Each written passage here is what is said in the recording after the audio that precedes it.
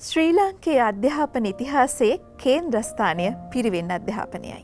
එය අදටත් ක්‍රියාත්මකව පවතිනවා. අන්න ඒ නිසා පිරිවෙන් අධ්‍යාපනයේ ගුණාත්මක සංවර්ධනයට උරදෙන ජාතික අධ්‍යාපන ආයතනයේ පිරිවෙන් අධ්‍යාපන ඒකකය වෙනුවෙනුයි අද ඉන්සයිඩ් එන්නයි වෙනවන්නේ.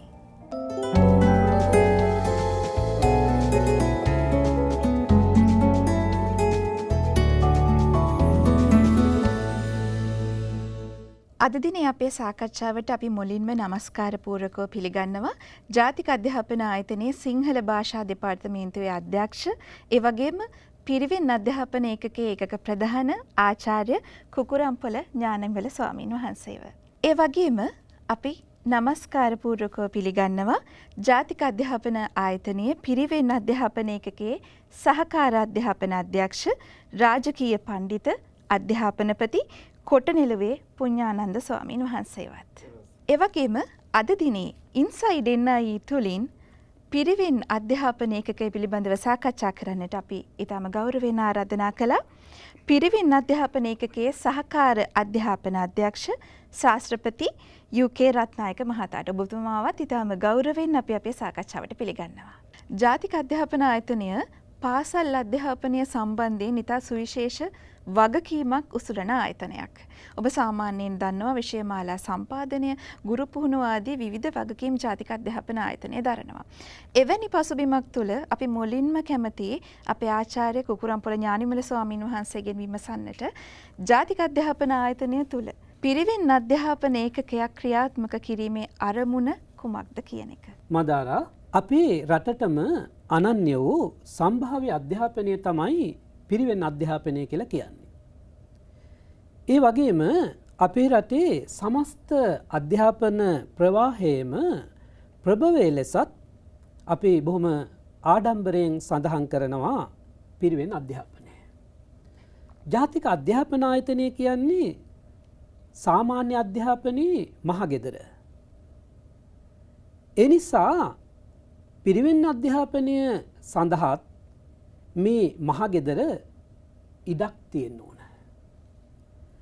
කොහොම වුණත් 2017 වෙනකන් ජාතික අධ්‍යාපන ආයතනයේ අපි පිරිවෙන් අධ්‍යාපනය වෙනුවෙන් පිරිවෙන් අධ්‍යාපනය සම්බන්ධව ඍජුව මැදිහත් වීමක් වුණේ නැහැ. 2017 වර්ෂය පිරිවෙන් අධ්‍යාපන ඉතිහාසයේ සුවිශේෂ සන්ධිස්ථානයක් හැටියට සඳහන් කරන්න කැමතියි. ඒ තමයි ජාතික අධ්‍යාපන ආයතනය තුළ පිරිවෙන් අධ්‍යාපනයේ ප්‍රගමනය සඳහා ප්‍රවර්ධනය සඳහා පිරිවෙන් අධ්‍යාපන ඒකකයක් පිහිටුවීම. 2017 වර්ෂයේ එවකට ජනාධිපතිතුමන් සහ ජාතික බුද්ධි බල මණ්ඩලයේ යෝජනාවක් අනුව ජාතික අධ්‍යාපන ආයතනය තුළ පිරිවෙන් අධ්‍යාපන ඒකකයක් පිහිටුවන්න අවස්ථාව ලැබුණා. ඒ කාලේ අධ්‍යාපන අමාත්‍යාංශයේ පිරිවෙන් ශාඛාවේ අධ්‍යක්ෂ ධූරය දැරුවේ අපේ මහාචාර්ය නාබිරිත්තන් කඩවර ඥානරත්න නායක හාමුදුරුවෝ. එවකට ජාතික අධ්‍යාපන ආයතනයේ අධ්‍යක්ෂ ජනරාල් ධුරයේ හැබෙව්වේ අපේ ආචාර්ය ජයන්ති ගුණසේකර මැතිණිය. ඒ වගේම භාෂා මානව ශාස්ත්‍ර හා සමාජ විද්‍යා පීඨයට අයත්ව තමයි පිරිවෙන් අධ්‍යාපන ඒකකය පිහිටුවන්නේ. එවකට භාෂා මානව ශාස්ත්‍ර හා සමාජ විද්‍යා පීඨෙහි නියෝජ්‍ය අධ්‍යක්ෂ ජනරාල් ධූරය හෙබවුයේ අපේ මාබුල්ගොඩ සුමන රතන නායක හාමුදුරුවෝ. ඒ වගේම සිංහල භාෂා දෙපාර්තමේන්තුව යටතේ තමයි පිරිවෙන් අධ්‍යාපන ඒකකය පිහිටවලා තියෙන්නේ. පිරිවෙන් අධ්‍යාපන ඒකකය පිහිටවපු දවසේ ඉඳලා එහි ඒකක ප්‍රධාන හැටියට කටයුතු කිරීමේ භාග්‍ය මට ලැබුණා.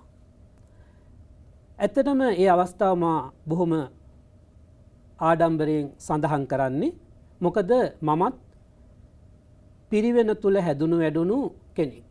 එනිසා අපිට ලොකු වගකීමක් තියෙනවා පිරිවෙන් අධ්‍යාපනය වෙනුවෙන් අපේ යුතුයකම ඉෂ්ට කරන්න.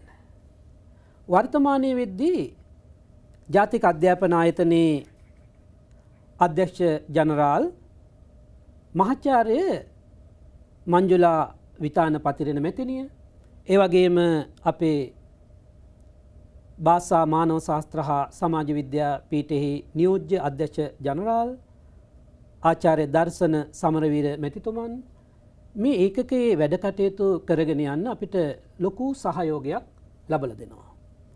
ඒ වගේම අපි සඳහන් කරන්න ඕන ජාතික අධ්‍යාපන ආයතනයේ පිරිවෙන් ඒකකය අපේ ජාතික අධ්‍යාපන ආයතනයේ ආයතන සභාවෙන් අනුමත වෙච්ච ඒකකයක් හැටියට තමයි පිහිටවලා තියෙන්නේ. මේ ඒකකය පිහිටවීමත් එක්ක 2017 ඉඳලා ජාතික අධ්‍යාපන ආයතනයේ අපි පිරිවෙන් අධ්‍යාපනය වෙනුවෙන් සුවිශාල කාර්යභාරයක් ඉෂ්ට කළා. අපේ ආචාර්ය කුකුරම්පුර ඥානිමල ස්වාමින් වහන්සේ ඉතා පැහැදිලිව අපිට විග්‍රහ කරා කොයි ආකාරයේ පදනමකින්ද ජාතික අධ්‍යාපන ආයතනය තුළ පිරිවෙන් අධ්‍යාපන ඒකකයක් නිර්මාණය වෙන්නේ කියන කාරණය. මම ඊළඟට යමු වෙනවා අපේ කොටනෙළුවේ පුඤ්ඤානන්ද ස්වාමින් වහන්සේ වෙතට. අපි සාමාන්‍යයෙන් දන්න කාරණයක් තමයි අපේ ඓතිහාසික මූලාශ්‍ර පරිශීලනය කරනකොට මේ පිරිවෙන් අධ්‍යාපනයේ ඉතා දීර්ඝ ඉතිහාසයක් තියෙනවා. මෙවැනි පසුබිමක් තුළ පිරිවෙන් අධ්‍යාපනයක්, එහෙම නැත්නම් පිරිවෙන් අධ්‍යාපන පද්ධතියක් අපේ වර්තමාන සමාජ ක්‍රමය තුළ ක්‍රියාත්මක වීම වැදගත් වෙන්නේ ඇයි අපි හාමුදුරනේ? මදාර නෝනා අහපු ප්‍රශ්නෙට කතා කරනවා නම් මේ භික්ෂු අධ්‍යාපනය. ඉතින් භික්ෂු අධ්‍යාපනය ගැන කතා කරනකොට අපේ භික්ෂු අධ්‍යාපනයේ ආරම්භ වෙන්නේ බුදුහාමුදුරන්ගෙන්. එහෙම ආරම්භ වෙලා අපි ලංකාවට ආවම මහින්දාගමනයෙන් පස්සේ තමයි අපට භික්ෂු අධ්‍යාපනයේ ආරම්භය හැටියට නැත්නම් පිරිවෙන් අධ්‍යාපනය ගැන කතා කරන්නට පුළුවන්කම තියෙන්නේ. ඒ ගැන කතා කරනකොට මුලින්ම කාලප්‍රසාද පිරිවෙන නැත්නම් කාලප්‍රසාද පිරිවෙන කියන මේ පිරිවෙනෙන් ආරම්භ වෙලා ඊට පස්සේ භික්ෂුන් වහන්සේලාට පමණක් නෙමෙයි අපි ගත්තොත් එහෙම මහා විහාරයේ පදනම් කරගෙන ආරම්භ වෙන අධ්‍යාපනය ඊට පස්සේ මොකද මහා විහාරය, අබේගිරිය, ජේතවනය ආදී වශයෙන් මේ කොටස් වලට බෙදෙනවා. අපි ඇත්තටම ගත්තොත් එහෙම එදා අබේගිරිය කියලා කියන්නේ ලෞකික විෂයන්ට බර වෙච්ච අධ්‍යාපන ආයතනයක්. ඒතර මහා විහාරය කියලා කියන්නේ අපේ තේරවාද බුදුදහම පදනම් කරගත්ත ආයතනයක්. ඉතින් මේ අධ්‍යාපන ආයතන විශේෂයෙන් බෙදිලා කොටස් දෙකක් ඔස්සේ ගමන් කරන අතරේ මේ අධ්‍යාපනය කොච්චරද කියනවා නම් දැන් අපි කතා කරනවා මේ ජාත්‍යන්තර තත්ත්වය පිළිබඳව. ඉතින් එදා මේ ජාත්‍යන්තර තත්ත්වය කිව්වම විදේශීය ශිෂ්‍යෝ පවා ලංකාවට ඇවිල්ලා ඉගෙනගෙන තියෙනවා. එහෙම ඇවිල්ලා දැන් අපි දන්නවා දඹදිව යුගයේ ගත්තම ඒ යුගයේ ඉතාමත් මේ ගද්‍ය සාහිත්‍ය අතෙන් දියුණු වුණා. ඊළඟට කෝට්ටි යුගයේ එනකොට පද්‍ය සාහිත්‍ය අතෙන් ඉතාමත් දියුණු වුණා. එතකොට ඉතා පිරිවෙන් විශාල සංඛ්‍යාවක් ඔය ගත්තොත් එහෙම සුනේත්‍රා දේවි පිරිවෙන, විජේබා පිරිවෙන. එතකොට හිටපු උගත්තු කොච්චරද කියනවා නම් මට මතක් වෙනවා තොටගමේ ශ්‍රී රාහුල හාමුදුරුවෝ එක් අවස්ථාවක උන්වහන්සේ සඳහන් කරනවා සව්සත කෙල පැමිණි ගුරුවන් දෙරණ සපමිනි පිරිසිදු සිල් ගිහිනි සියල් ලෝවිය තුන්ට සිළුමිනි. මුළු ලෝකෙටම උගත කියලා කෑ ගහලා කියන්න තරම් ශක්තියක් උන්වහන්සේට තිබුණා. එහෙනම් එහෙම කියන්න තරම් ශක්ති සම්පන්න අධ්‍යාපනයක් අපි සතුව තිබුණා. එදා ඇත්තටම ගත්තොත් එහෙම මේ භික්ෂු අධ්‍යාපනය සහ ගිහි අධ්‍යාපනය කියලා දෙකක් තිබුණේ නැහැ. මේ එක පන්සල් අධ්‍යාපනය තුළ තමයි රුවන්වැලි සෑය වගේ චෛත්‍ය ඉදි කරන්නට, ඒ වගේම ගත්තම ඉතාමත් ওই විශාල යෝධ වැව් වගේ වැව් ඉදි වෙන්නට, පරාක්‍රම සමුද්‍රය වගේ වැව් ඉදි වෙන්නට, යෝධ ඇල ගත්තම මේ සතපුමට අඟලක් ඒ වගේ බැස්ම ඇතුව ඉතාමත් මේ තාක්ෂණික වාරි කර්මාන්තය ආදී සියලු ශේස්ත්‍රයන්ගේ එතකොට දියුණු ඇති වුණේ පිරිවෙන් අධ්‍යාපනය තුළමයි. ඔහොම ඇවිල්ලා අවසානයේ මහනුවර යුගයේ වෙනකොට මොකද මිෂනාරි අධ්‍යාපනය පටන් ගන්නවා. ඒ කියන්නේ ඒ අය තමන්ගේ රටේ තියෙන අධ්‍යාපනය ආරම්භ කරගෙන පාසල් අධ්‍යාපනය ආරම්භ වෙනවා. පාසල් අධ්‍යාපනය ආරම්භ වෙනකොට මොකද අපේ පිරිවෙන් අධ්‍යාපනය නැති වුණා. කියන්නේ පන්සල් අධ්‍යාපනය නැති වුණා. මොකද අඩු ගානේ උපසම්පදා හාමුදුරු නමක්වත් රටේ හොයාගන්න බැරි වෙනවයි කියනකොට සියල්ල නැති වෙලා. මේ අවස්ථාවේදී තමයි අසරණ සරණ සරණංකර සංඝරාජ හාමුදුරුවෝ බිහි වෙන්නේ. උන්වහන්සේ සමහර අවස්ථාවලදී මේ අපේ මේ භික්ෂු අධ්‍යාපනය ගැන රටේ අය ගොඩක් අය දන්නේ. උන්වහන්සේ හිරගෙදරට ගිහිල්ලා සමහරලාට ඉගෙන ගත්තා. මේ රටේ බොහෝම අමාරුවෙන් දුෂ්කරව ඉගෙනගෙන උන්වහන්සේ ආරම්භ කරපු අධ්‍යාපනය තමයි මේ වර්තමාන පුනරුදයට අපි පුරෝගාමියා හැටියට සලකන්නේ. ඔහොම ඇවිල්ලා තවත් අපි මේක කෙටියෙන් මතක් කළොත් එහෙම ඊට පස්සේ 1875 දී සහ එදා ඊට අවුරුදු දෙකකට ඉස්සෙල්ලා 1873 දී විද්‍යාලංකාර විද්‍යෝදය කියන පිරිවෙන් දෙක ආරම්භ වෙනවා. දැන් මේ විද්‍යාලංකාර විද්‍යෝදය කියන පිරිවෙන් දෙක තමයි මේ රටේ සියලුම පිරිවෙන් වලට මූලික වෙන්නේ. අද වෙනකොට 825ක් දක්වා මේ වර්ධනය වෙන්න පිරිවෙන් වලට දැන් අපි අද කතා කරනවා කැලණි විශ්වවිද්‍යාලය, ජයවර්ධනපුර විශ්වවිද්‍යාලය ගැන කතා කරනවා. දැන් මේ කතා කරනකොට මේවා ආරම්භ කරේ කවුද? හාමුදුරුවරු. එදා විද්‍යෝදය පිරිවෙන තමයි අද මේ ජයවර්ධනපුර විශ්වවිද්‍යාලය හැටියට හඳුන්වන්නේ. එදා විද්‍යාලංකාර පිරිවෙන තමයි අද කැලණි විශ්වවිද්‍යාලය හැටියට හඳුන්වන්නේ. දැන් මේවා අපේ හාමුදුරුවරු පුදුම තරම් වෙහෙසක් විඳලා තමයි මේ ආයතන ආරම්භ කළේ. මේවා ආරම්භ කරලා මුල් කාලේ ඉගෙන ගත්තේ පිරිමි පුතාලා සහ හාමුදුරුවෝ විතරයි. ගෑනු ළමයි හිටියේ නෑ. ඉතින් පස්සේ තමයි දූලට මේ ජාත්‍යන්තර තලයට ගෙනලා මේ විශ්වවිද්‍යාල ආරම්භ කරන්නේ. දැන් අපි ඔය මහා විහාරය ඊළඟට අභයගිරිය පිළිබඳව අපි සාකච්ඡා කරනකොට මේ විශ්වවිද්‍යාල අධ්‍යාපන ක්‍රමය දැන් වර්තමානයේ පවතින විශ්වවිද්‍යාල අධ්‍යාපන ක්‍රමයටම සමාන අධ්‍යාපනයක් ඒ කාලය තුල පැවතුණා කියන එක සාක්ෂි සහිතව ඔප්පු වෙලා තියෙනවා. අනිවාර්යයෙන්ම ඒ කාලේ ඉඳලා තිබිච්ච එක ඊට පස්සේ අපේ හාමුදුරුවෝ ඒ ජාත්‍යන්තර තලයට මේ නොදෙවෙනි කියන්නේ සම කරන්න පුළුවන් හැප්පෙන්න පුළුවන් අධ්‍යාපනයක් අපි ළඟ තිබුණා. ඒ තිබුණු අධ්‍යාපනයේට අර ජාත්‍යන්තර නීතිත් එක්ක එනකොට තමයි අර කාන්තාව බඳවා ගන්න ඕනේ. අදත් ඉතින් ඔය UGC එක කියලා විශ්වවිද්‍යාල ප්‍රතිපාදන කොමිෂන් එක හරහා නීති ටිකක් ජාත්‍යන්තර වශයෙන් පිළිගැනීමක් තියෙනවානේ. මෙතනට එන්න අපේ හාමුදුරුවෝ කැප වෙලා මූලික වෙලා කටයුතු කළා. ඉතිහාසය තුල බලන්නකො ලියපු පොත් ඔක්කොම බණ පොත් ධර්මයේ ඇසුරු කරගෙන ලියවිච්ච පොත් සියල්ලම ශාස්ත්‍රීය කියලා කියන්නේ ගහට පොත්තත් පොත්තට ගහත් වගේ හරියට මේ ආගමත් එක්ක බැඳිච්ච ග්‍රන්ථ ආදී තමයි රචනා වුනේ.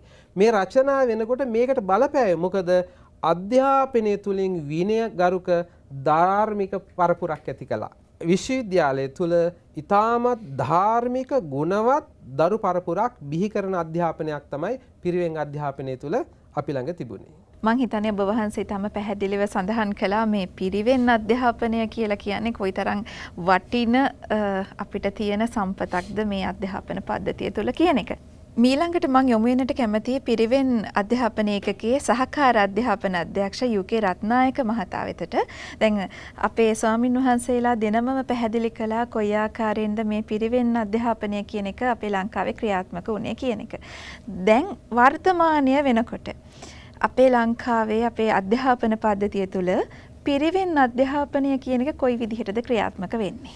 අපි හාමුදුරන් වහන්සේ මතක් කළා පිරිවෙන් අධ්‍යාපනයේ ආරම්භය හා විකාශය යම් යම් කාලවල ඇදවැටෙමින් නැවත නැගෙමින් කාල පරිච්ඡේදය පිළිබඳව වර්තමානයේ වන විට පිරිවෙන් අධ්‍යාපනය පාසල් අධ්‍යාපනය මෙන්ම ඉදිරියට ගෙන යාමට විශාල පරිශ්‍රමයක් දරනවා. සාමාන්‍ය අධ්‍යාපන ක්‍රමය තුල පළාත් මට්ටමින්, කලාප මට්ටමින්, කොට්ටාස මට්ටමින් සිදුවන සියලු අධ්‍යාපනික ක්‍රියාකලාපයන් පිරිවෙන් අධ්‍යාපන අංශයේ යටතේ මේ ආකාරයෙන්ම පිරිවෙන් අධ්‍යාපනයේ ප්‍රගමනය වෙනුවෙන් සිදු කෙරෙනවා. පාලි, සංස්කෘත, ත්‍රිපිටක ධර්මය ආදී විෂයන් මෙන්ම තවත් විෂයන් එකතුව විෂය අධ්‍යක්ෂකවරු 20 දෙනෙක් ඒ වගේම ඒ විෂය අධ්‍යක්ෂවරුන්ට ගුරු උපදේශකවරු විශාල පිරිසක් සහයෝගය ලබා දෙමින් අපේ මේ අධ්‍යාපන පිරිවෙන් අධ්‍යාපන විෂය මාලාව ඒ වගේම පිරිවෙන් අධ්‍යාපනයේ විෂයන් පාසල් අධ්‍යාපනයට වඩා ඉහළ මට්ටමකට ඇතැම් විට ගෙන යාමට විශාල පරිශ්‍රමයක් දරනවා. උසස් පෙළ විභාගයෙන් කලාංශයෙන් ලංකාවේ පළමු ස්ථානය ලබන්නේ ස්වාමින් වහන්සේ නමක් පිරිවෙනකින්. ඉතින් එම නිසා වර්තමානයේ වන විට පිරිවෙන් අධ්‍යාපනයේ ප්‍රගමනය වෙනුවෙන් සුවිශාල මෙහෙවරක් සිද්ධ කරනවා. පිරිවෙන් 825 යටතේ මූලික පිරිවෙන්, මහ පිරිවෙන්, පිරිවෙන් විද්‍යායතන, ඒ වගේම අපේ හාමුදුරුවෝ මතක් කර විද්‍යෝදය, විද්‍යාලංකාර, ඒ සුවිශේෂ පිරිවෙන් වතුරුවිල ඒ සුවිශේෂ පිරිවෙන් 3ක් මේ පිරිවෙන් යටතේ පැවැත්වෙනවා. ඒ වගේම වේනමුල්ල, සීතාවක වැනි පිරිවෙන් ගුරුවරුන්ගේ නැත්නම් ගුරු පුහුණු ආයතන විදියටත් ඊළඟට සීලමාතා අධ්‍යාපන ආයතන 12ක් ඒ වගේම ද්විභාෂා අධ්‍යාපන ආයතන මේ සියල්ල එකතුව 825ක් යටතේ පිරිවෙන් අධ්‍යාපනයේ ප්‍රගමනය වෙනුවෙන් ක්‍රියාත්මක වෙනවා. මං හිතන්නේ ඔබතුමා දැන් වර්තමානය තුළ අපේ පිරිවෙන් පද්ධතිය කොහොමද සකස් වෙලා තියෙන්නේ කියන කාරණය සම්බන්ධයෙන් ඉතා පැහැදිලිව සාකච්ඡා කළා. අපි ඊළඟට කැමතියි අපේ ආචාර්ය කුකුරම්පල ඥානිම්මල ස්වාමින් වහන්සේගෙන් අහන්නට දැන් ජාතික අධ්‍යාපන ආයතනය තුළ කොහොමත් මේ පර්යේෂණ කාර්යභාරය කියන එක බොහොම පුළුල් විදිහට සිදුවෙන ආයතනයක්. එතකොට ඔබ වහන්සේත් මං හිතන්නේ ජාතික සහ ජාත්‍යන්තර වශයෙන් විවිධ පර්යේෂණ වලට සම්බන්ධ වුණු ස්වාමින් වහන්සේ නමක් විදිහට මේ පිරිවෙන් අධ්‍යාපන ඒකකය තුළ පිරිවෙන් අධ්‍යාපනය සම්බන්ධයෙන් කොයි ආකාරයේ පර්යේෂණද සිදුවෙන්නේ, ඒවේ අනාවරණ කොයි විදිහටද අපිට මේ පද්ධතියට අනාවරණය කරගන්නට පුළුවන් වෙන්නේ? හොඳයි මදාරා, අපේ රත්නායක මහත්මයා කතා කළා වර්තමාන තත්ත්වය පිළිබඳව පිරිවෙන්වල. ජාතික අධ්‍යාපන ආයතනයේ පිරිවෙන් අධ්‍යාපන ඒකකය ආරම්භ කිරීමත් එක්කම සිදු කළ සුවිශාල සේවාවන් අතර ගුරු පුහුණුව පිළිබඳව, උසස් පෙළ ඒව පිළිබඳව අපේ රත්නායක මහත්මයා ඉදිරියේ කතා කරයි. ඒ වගේම ගුරු මාර්ගෝපදේශ සංග්‍රහ සකස් කිරීම.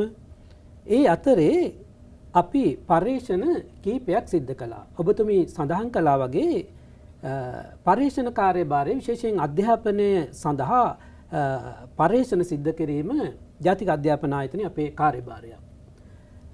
අපි දැක්කා පිරිවෙන් අධ්‍යාපනය සඳහා එතරම්ම පර්යේෂණ සිද්ධ වෙලා තිබුණේ නැහැ. මේ වෙද්දී අපි පිරිවෙන් අධ්‍යාපනය ප්‍රවර්ධනය සඳහා පර්යේෂණ කීපයක් සිද්ධ කළා. ඒ අතරින් පිරිවෙන් අධ්‍යාපන විෂය මාලාවේ ක්‍රියාත්මක ස්වභාවය පිළිබඳව 2021 වර්ෂයේ ජාතික අධ්‍යාපන ආයතනයේ පිරිවෙන් අධ්‍යාපන ඒකකයේ අපි පර්යේෂණයක් සිද්ධ කළා. විශේෂයෙන් පවතින විෂය මාලාවේ තියෙන ගැටලු මොනවද? ඒ වගේම ඇත්තටම ශාස්ත්‍රය ඉල්ලන්නේ මොන වගේ විෂය මාලාවක්ද කියන එක හඳුනා ගන්න මෙය අපිට ලොකු උදව්වක් වුණා. ඉතින් ඒ අනුව අපි මේ පර්යේෂණය සිද්ධ කරලා ඒ පිළිබඳව අධ්‍යාපන අමාත්‍යාංශයේ නිලධාරීන් දැනුවත් කරන්නට යෙදුණා. මේ පර්යේෂණයේ අනාවරණ පිළිබඳව අධ්‍යයනය කරන්න, ඒ වගේම අනාගත විෂය මාලා සකස් කිරීමේදී පිරිවෙන් අධ්‍යාපන විෂය මාලාවේ ක්‍රියාත්මක ස්වභාවය කියන මේ පර්යේෂණය මම හිතන්නේ ඉතාම වැදගත් වෙනවා. අපේ ජාතික අධ්‍යාපන ආයතනයේ පුස්තකාලේ, ඒ වගේම ජාතික අධ්‍යාපන ආයතනයේ පර්යේෂණ දෙපාර්තමේන්තුව තුළ මෙහි පිටපත් තියෙනවා. ඒ වගේම පිරිවෙන් ශාඛාව තුලත් මේ පිටපත් තියෙනවා. ඕන කෙනෙකුට කියවන්න පුළුවන්. ලොකු දැනුමක්, අවබෝධයක් ඒ තුලින් ලබා ගන්න පුළුවන්. ඒ වගේම ශ්‍රී ලංකාවේ ආගමික අධ්‍යාපනය ප්‍රවර්ධනය කිරීම සඳහා දායකත්වයේ සපයන ආයතනවල ක්‍රියාත්මක ස්වභාවය පිළිබඳ පර්යේෂණයක් 2022 අපි පිරිවෙන් අධ්‍යාපන ඒකකයේ හැටියට සිද්ධ කළා. මේ සඳහා පිරිවෙන් වගේම කතෝලික හා ක්‍රිස්තියානි අධ්‍යාපන ආයතන, ඒ වගේම ඉස්ලාම් අධ්‍යාපන ආයතන මේ පර්යේෂණයට එකතු කරගත්තා. මේ තුලින් අපි බලාපොරොත්තු වෙන්නේ සෑම පිරිවෙනක්ම සමාන එක මට්ටමකට ගන්න පුළුවන් කොයි ආකාරයෙන්ද මේ වගේ තියෙන ඍණාත්මක ලක්ෂණ මොනවද කියලා හඳුනාගෙන ශාස්ත්‍රයට ලබා දීම තමයි මේ පරීක්ෂණ තුලින් අපි බලාපොරොත්තු වෙන්නේ. ඉතින් මේ පරීක්ෂණ අනාවරණත් අධ්‍යයනය කරන්න පුළුවන් විශේෂයෙන් පිරිවෙන් ශාස්ත්‍රයේ සම්බන්ධව කටයුතු කරන අපේ හාමුදුරන් වහන්සේලාට අධ්‍යයනය කරන්න පුළුවන් අපේ ජාතික අධ්‍යාපන ආයතනය තුළ ඒ වගේම පිරිවෙන් ශාඛාව තුළ මෙහි පිටපත් තියෙනවා. ඒ වගේම පහුගිය අවුරුද්දේ අපි තවත් පරීක්ෂණයක් කළා පිරිවෙන් සාමාන්‍ය පෙළ විභාගයේ සිංහල භාෂා විෂය සාධනය කෙරෙහි බලපාන සාධක පිළිබඳව. පිරිවෙන් අවසාන විභාගය වර්තමානයේ වෙද්දී අපි හඳුන්වන්නේ පිරිවෙන් සාමාන්‍ය පෙළ විභාගය කියලා. ඒ අනුව තමයි අපි මේ පරීක්ෂණයට මේ නම දාලා තියෙන්නේ පිරිවෙන් අවසාන විභාගයේ. එහෙම නැත්නම් වර්තමානයේ අපි හඳුන්වනවා පිරිවෙන් සාමාන්‍ය පෙළ විභාගය කියලා. එතකොට මේ පිරිවෙන් අවසාන විභාගයට පෙනී සිටින අපේ පොඩි හාමුදුරුවරු ඒ විෂයන් වල ලබාගෙන තියෙන සාධන මට්ටම් පිළිබඳ අපි අධ්‍යයනයක් කළා. ඒ අනුව තමයි මේ පරීක්ෂණය අපි සිද්ධ කළේ. ඒ පරීක්ෂණය තුළ ඇත්තටම අපි හඳුනාගත්තා විෂය මාලාවේ බර වැඩිවීම, ඉගැන්වීම් ක්‍රමවේදවල තිබෙන යම් ගැටලු, එවැනි අනාවරණ අපි හඳුනාගෙන තියෙනවා. ඉතින් අනාගත විෂය මාලා සම්පාදනයේදී මේ පරීක්ෂණයක් මම හිතන්නේ ලොකු උදව්වක් වේවි අපේ විෂය මාලා සම්පාදකයන් හට. ඔබ වහන්සේ ඉතා පැහැදිලිව සඳහන් කළා මේ ජාතික අධ්‍යාපන ආයතනයේ පිරිවෙන් ඒකකයෙන් කොයි වගේ පරීක්ෂණ දායකත්වයක්ද ලබා දීලා තියෙන්නේ කියන එක. ඒ වගේම මම ඔබ වහන්සේගෙන් දැනගන්නට කැමතියි පිරිවෙන් අධ්‍යාපනය පිළිබඳ නෛතික පසුබිම කොයි ආකාරයෙන්ද සකස් වෙලා තියෙන්නේ? ජාතික අධ්‍යාපන ආයතනය ක්‍රියාත්මක වෙන්නේ 1985 අංක 28 දරන පනත අනුව. එහි කාර්යභාරය අතර විෂය මාලා සම්පාදනය, ඒ වගේම පරීක්ෂණ සිදු කිරීම, මේ අනුව පිරිවෙන් අධ්‍යාපනය ක්‍රියාත්මක වෙන්නේ 1979 අංක 64 දරන අධ්‍යාපන පිරිවෙන් අධ්‍යාපන පනත අනුව. මේ පනත් දෙකක් අනුව ක්‍රියාත්මක වන ආයතන දෙකක්. ජාතික අධ්‍යාපන ආයතනයේ පිරිවෙන් අධ්‍යාපන ඒකකය පිහිටුවීමත් එක්කම මේ ආයතන දෙක අතර සම්බන්ධතා පවත්වාගෙන යන්නේ කොහොමද කියද්දී අපිට පුංචි පුංචි ගැටලු මත් වුණා, විශේෂයෙන් නෛතික වශයෙන්. ඒ නිසා ඒ ගැටලු මගහරව ගන්න අපි සාහිත්‍ය විමර්ශනයක් දීර්ඝව සිද්ධ කරලා පිරිවෙන් විෂය මාලා සංවර්ධනය සඳහා ආධාරක ප්‍රතිපත්ති යෝජනාවලියක් අපි සකස් කළා. මේ ආයතන දෙක අතර, ඒ කියන්නේ ජාතික අධ්‍යාපන ආයතනයේ පිරිවෙන් ඒකකයත් ඒ වගේම අධ්‍යාපන අමාත්‍යාංශයේ පිරිවෙන් ශාඛාවත් මොන ආකාරයෙන්ද ගණදෙන කළ යුත්තේ කියන කාරණා ඇතුළත් කරමින් ඊටාම වැදගත් ප්‍රතිපත්ති යෝජනාවලියක් අපි සකස් කරලා තියෙනවා. ඉතා විධිමත්ව විෂය මාලා සම්පාදන කාර්ය සඳහා ජාතික අධ්‍යාපන ආයතනයේ දායකත්වය ලබා ගන්නට නම් පිරිවෙන් විෂය මාලා සංවර්ධනය සඳහා ආධාරක ප්‍රතිපත්ති යෝජනාවලියේ කාරණා පිළිබඳව විශේෂයෙන් අධ්‍යාපන අමාත්‍යාංශයේ පිරිවෙන් ශාඛාවේ අවධානය යොමු යුතුයි කියලයි මම කල්පනා කරන්නේ. අපේ සාකච්ඡාවේ අපි මීළඟට අවධානය යොමු කරන්නේ මේ අපි සාමාන්‍යයෙන් දකිනවා ඕනෑම අධ්‍යාපන ක්‍රමයක් තුළ ඒ අධ්‍යාපන ක්‍රමය පවත්වාගෙන යන්නට විවිධ විෂය මාලා ද්‍රව්‍ය නිර්මාණය වෙනවා. දැන් අපි අතීතය ගත්තොත් එහෙම අපේ පුඤ්ඤානන්ද ස්වාමීන් වහන්සේ අපි දකිනවා පිරිවෙන් අධ්‍යාපන ක්‍රමය පවත්වාගෙන යන්නට සාහිත්‍ය මූලාශ්‍ර බොහෝ සංඛ්‍යාවක්. එහෙම නැත්නම් අපි ගත්තොත් ග්‍රන්ථ බොහොම ප්‍රමාණයක් ඒ අවධියේ රචනා වෙනවා. එතකොට වර්තමානයේ තුල පිරිවෙන් අධ්‍යාපන ඒකකයෙන් කොයි වගේ දායකත්වයක්ද ලබා දෙන්නේ මේ පද්ධතිය සඳහා? අපි කතා කළොත් එහෙම අර සම්භාව්‍ය අධ්‍යාපනයේ හැටියට මේ සමහරු පුදුමත් වෙයි මේ කතාව අහනකොට. අපේ අධ්‍යාපනයේ ආවේ මේ වැටුප් රහිතව. එතකොට පිනට තමයි පිරිවෙන් වල ඉගැන්වුවේ.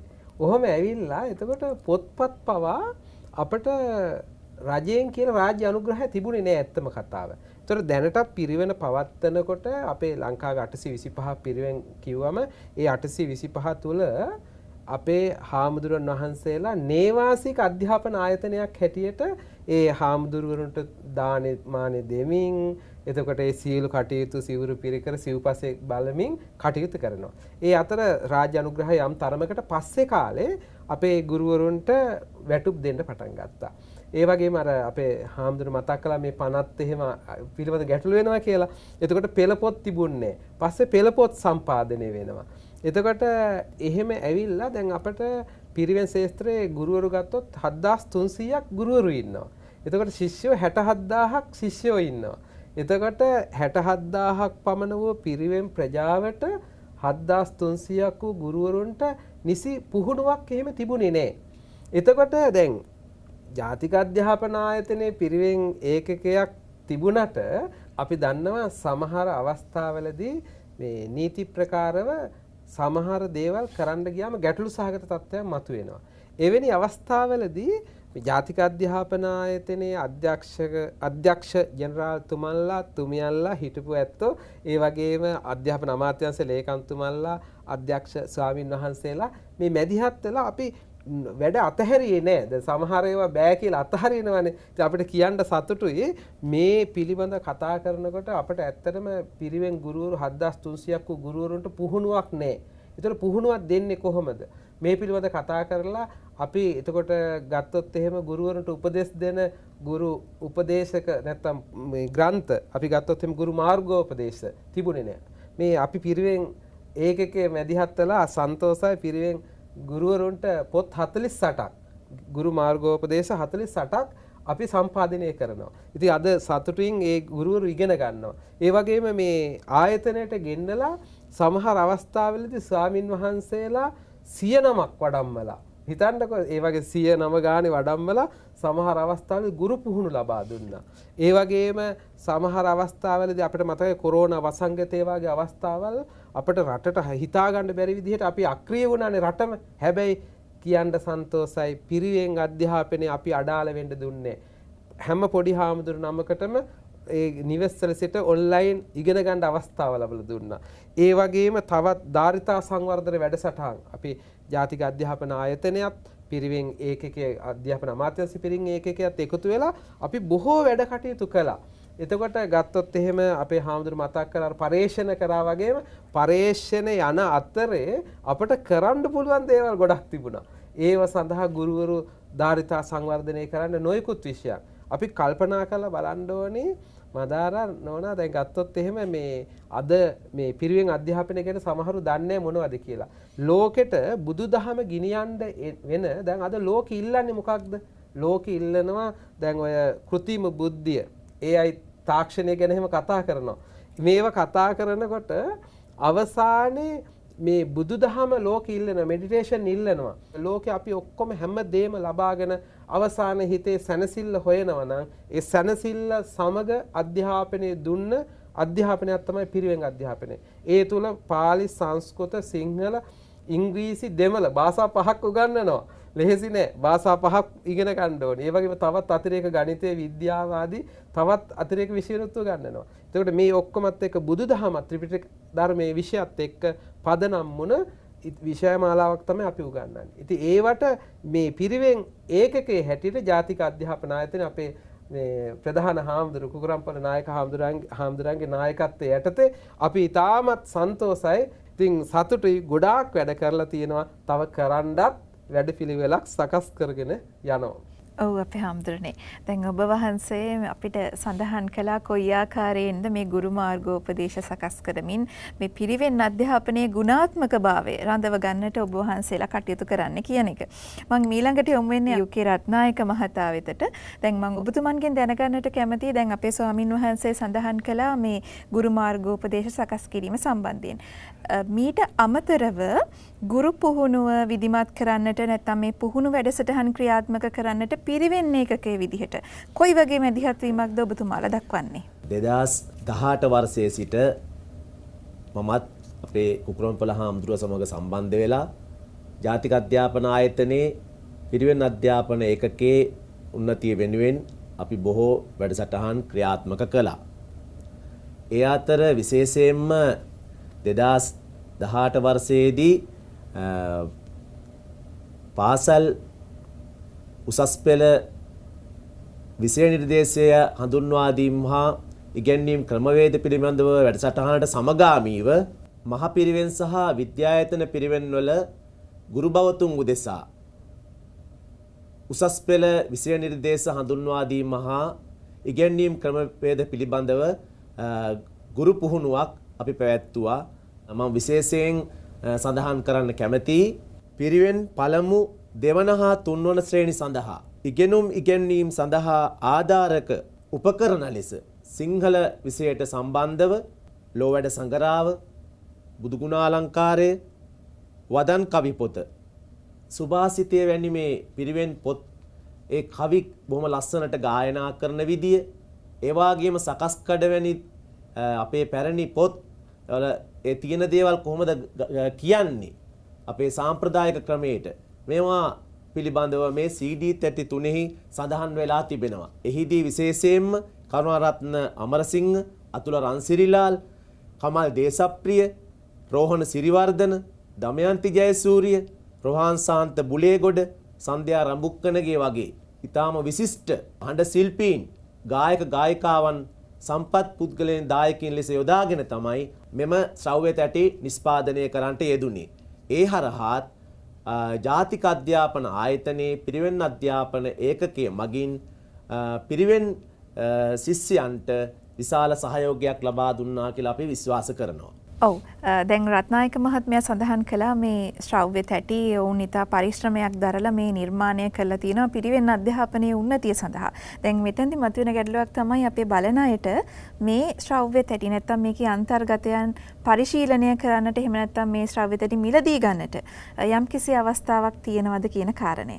මං හිතන්නේ මදාරා නෝනා අහපු ප්‍රශ්නෙට අපි මේ තැටි ඇත්තටම 3ක් හැටියට නිෂ්පාදනය කළාට ඒවා පිරිවෙන් 825ටම අපි බෙදලා දුන්න නොමිලේ. එතකොට අපි බරපැන අපි දරලා අපි කියන්නේ පෞද්ගලිකව නෙමෙයි රාජ්‍ය මැදිහත් වීමේ රජයේ මුදල් වියපැහැදම් කරලා එතකොට බෙදලා දුන්නා. දැන් එතකොට අහන්න පුළුවන් දැන් අපිට දැන් කොහොමද ආයෙත් ගන්නව නම් ගන්නෙ කියලා. අපේ පිරිවෙන් වෙබ් පිටුවට ගියොත් ඒවා මේ උඩුගත කරලා තියෙනවා නැත්නම් අප්ලෝඩ් කරලා තියෙනවා. ඕන කෙනෙකුට මේවා අසන්නට හැකියාව තියෙනවා. ඉතින් ඒ අනුව ඕන කෙනෙකුට පිරිවෙන් අධ්‍යාපන අමාත්‍යාංශයේ පිරිවෙන් ඒකයකට අදාළ වෙබ් පිටුවට ගියා නම් මේවා පරිශීලනය කරන්න පුළුවන් ඕන කෙනෙකුට නොමිලේ අපි මේ පහසුකම ලබා දීලා තියෙනවා. මදාර නෝනා දැන් සකස්කඩ වගේ එකක් ගත්තොත් එහෙම ඊටමත් උච්චාරණය කරන්නේ කොහොමද කියලා. දැන් අර කතාවටත් කියනවා සකස්කඩ නොකියු කට උගේ කට හුඹස්කට කියලා. ඒ කියන්නේ හරියට උච්චාරණය කරන්න වචන කොහොමද හරියට මා ප්‍රාණ අල්ප ප්‍රාණ නැතු උච්චාරණය කරන්නේ. ඒ වගේම වදන් කවි පොත කියන්නේ අපේ පැරණි පොත් ඒවා කොහොමද ඒ හරියට විරාම ලක්ෂණ තියලා උච්චාරණය කරන්නේ. සුභාෂිතේ වගේ මේ කවියක් කොහොමද හරි ලස්සනට ගායනා කරන්නේ. ඒ වගේ ඊටමත් රසවත්. ඒ වගේම ගත්තොත් එimhe උම්මග්ග ජාතකය, බුදුගුණ අලංකාරය, වණ කතා. ඒකට අපි මේ කතන්දර පවා හඬ කවල ලස්සනට ඒවා දෙබස් හැටියට නිෂ්පාදනය කරලා තියෙනවා. මම හිතන්නේ හරි ආසහිතේ පොඩි හාමුදුරන්ට නෙවෙයි. මම හිතන්නේ අපි ආච්චිලා සීයලාට වුණත්, වැඩිහිටියන්ට වුණත් ආසාවෙන් අහන්න පුළුවන්. ඊටමත් ඒ වගේම ශාස්ත්‍රීය වශයෙන් ඊටමත් වටිනා කැපකිරීමක් කරලා මේක යොදා ගන්න පුළුවන් මෙවලමක් හැටියට නිෂ්පාදනය කරලා තියෙන. මම හිතන්නේ පාසල් අධ්‍යාපනයටත් යොදා ගන්න පුළුවන් හොඳ මේ ශ්‍රව්‍ය පට 3ක් හැටියට තියෙන එක මම හිතන්නේ අන්තර්ජාලයෙන් පරිශීලනය කරන්න පුළුවන් කියන කාරණේ සතුටින් අපි පිරිවෙන් අධ්‍යාපන ඒකකයේ හැටියට සිහිපත් කරනවා. ඔව් දැන් ඔබ වහන්සේ සඳහන් කළ ආකාරයට පිරිවෙන් අධ්‍යාපනයට පමණක් නොවේ අපේ සාමාන්‍ය අධ්‍යාපන ක්‍රමය තුළ අපේ පාසල් දරුවන්ට උනත් ඊටාම රසවත් පරිශීලනය කරන්නට පුළුවන් ආකාරයෙන් තමයි මේ දේවල් නිෂ්පාදනය වෙලා තියෙන්නේ. ඉතින් ඒ වගේම ඔබට පුළුවන් මේ පිළිබඳව උනන්දුවක් දක්වනවා නම් අධ්‍යාපන අමාත්‍යාංශයේ පිරිවෙන් අධ්‍යාපන ඒකකයේ නිල වෙබ් අඩවියට පිවිසිලා මේ ශ්‍රව්‍ය තැටි පරිශීලනය කරන්න මේ අත්දැකීම ලබා ගන්න ඔබට නොමිලේම අවස්ථාව ලබා දීලා තියෙනවා. ඔබට පැහැදිලි වන්නට ඇති ඊටාම කෙටි කාලයකදී ජාතික අධ්‍යාපන ආයතනයේ පිරිවෙන් අධ්‍යාපන ඒකකය කොයිතරම්නම් සුවිශේෂ කාර්යභාරයක් මේ පිරිවෙන් අධ්‍යාපනයේ උන්නතියට ඒ වගේම ගුණාත්මක සංවර්ධනය වෙනුවෙන් ලබා දීලා තියෙනවද කියන කාරණය. ඉතින් අවසාන වශයෙන් මම කැමති ආචාර්ය කුකුරම්පොළ ඥානිමල ස්වාමීන් වහන්සේගෙන් දැනගන්නට දැන් මේ පිරිවෙන් අධ්‍යාපනයේ ගුණාත්මක භාවය සංවර්ධනයට ඔබ වහන්සේලාගේ ඉදිරි සැලසුම් කොයි වගේද කියන එක. ඔව් මදාරා ජාතික අධ්‍යාපන ආයතනයේ පිරිවෙන් අධ්‍යාපන ඒකකය 17 වර්ෂයේ ඉඳලා සිදු කළ කාර්යභාරය පිළිබඳව අපි සාකච්ඡා කරන්නට යෙදුණා. ඒ වගේම මේ වෙද්දී අපේ ජාතික අධ්‍යාපන ආයතනය පිරිවෙන් සඳහාම අධ්‍යාපනවේදී පාඨමාලාවක් උපාධි පාඨමාලාවක් හදලා මේක අලුත්ම වැඩක් මේ වෙනකොට ශාස්ත්‍රයට හඳුන්වා දීලා තියෙනවා. ඒක ජාතික අධ්‍යාපන ආයතනයේ කාර්යයක් හැටියට සඳහන් කරන්න පුළුවන්. ඒ වගේම ඉදිරියේ විෂයමාලා හඳුන්වා දීම් පාසල් ශාස්ත්‍රය තුල සිද්ධ වෙනවා. ඒ වගේම ඊට සමගාමීව පිරිවෙන් අධ්‍යාපනයේත් විෂයමාලාවන්හි යම් වෙනසක් සිදු යුතුයි කියලායි අපි විශ්වාස කරන්නේ. අධ්‍යාපන අමාත්‍යාංශයේ පිරිවෙන් ශාඛාවේ ඉල්ලීමක් සිදු වුණොත් අපි ඒ සඳහා අපිට ඒ දායකත්වය ලබා දෙන්න පුළුවන්. අපි මේ වෙනකම්ම අධ්‍යාපන අමාත්‍යාංශය විසින් සකස් කළ සෑම විෂයමාලාවක් සඳහාම ජාතික අධ්‍යාපන ආයතනයේ ඒ දෙපාර්තමේන්තු මගින් අවශ්‍ය විෂය විශේෂඥ සහාය ලබා දීලා තියෙනවා. ඉදිරියටත් අපි ඒ සහයෝගය ඉතාම කැමැත්තෙන් ලබා දෙන්න බලාපොරොත්තු වෙනවා. ඒ වගේම ජාතික අධ්‍යාපන ආයතනයේ අපේ පිරිවෙන් ඒකකයට ලොකු සම්පතක් තමයි කොටනළුවේ පුඤ්ඤානන්ද හාමුදුරුවෝ. උන්වහන්සේගේ නායකත්වයෙන් මැයි 19 වෙනිදා ත්‍රිපිටකය පිරිවෙන් වලට බෙදා දීම. මේ ත්‍රිපිටකය ඉංග්‍රීසියට පරිවර්තනය කළ ඉංග්‍රීසි පොත් හැටියට තමයි පරිත්‍යාග කරන්න බලාපොරොත්තු වෙන එක ලොකු කාර්යයක්. ඒ වගේම ඉතාම වැදගත් කාර්යයක් හැටියට සිද්ධ කරන්න පුළුවන්. මේකත් අපේ ජාතික අධ්‍යාපන ආයතනයේ පිරිවෙන් ඒකකය හරහා සිදුවෙන සුවිශේෂ කාර්යයක් හැටියට සිහිපත් කරන්න පුළුවන්. ඒ වගේම ඉදිරියේදීත් මේ ලබා දුන්න ආකාරයටම පිරිවෙන් අධ්‍යාපනයේ ප්‍රවර්ධනය සඳහා ගුරු පුහුණුව විෂයමාලා සම්පාදනයට දායකත්වය ලබා දීම, ඒ වගේම පර්යේෂණ කටයුතු සිද්ධ කිරීම මෙවැනි සහයෝගයන් ලබා දෙන්න බලාපොරොත්තු වෙනවා. ඒ වගේම මදාරා ජාතික අධ්‍යාපන ආයතනයේ පිරිවෙන් අධ්‍යාපන ඒකකයේ හැටියට අපි හැම දෙනාගේම බලාපොරොත්තුව තමයි මේ රටට ශික්ෂාකාමී තාම හොඳ පොඩි හාමුදුරු කෙනෙක් නිර්මාණය කරලා දෙන්න. ඒ සඳහා අවශ්‍ය කරන දායකත්වය අධ්‍යාපනමය වශයෙන් ලබා දීම සඳහා අපි අප කැප වෙන බව සිහිපත් කරනවා. ඔබ වහන්සේගෙත් ඒ වගේම ජාතික අධ්‍යාපන ආයතනයේ පිරිවෙන් අධ්‍යාපන ඒකකයේ ඒ උදාර පරමාර්ථය ඒ ආකාරයෙන්ම ඉෂ්ට වෙන්නට කියලා අපි ප්‍රාර්ථනා කරනවා. ඉතින් අද දිනේ ඉන්සයිඩ් එන්නයි අපේ වැඩසටහන සමග සම්බන්ධ වීම සම්බන්ධයෙන් අපි ස්තුතිවන්ත වෙනවා.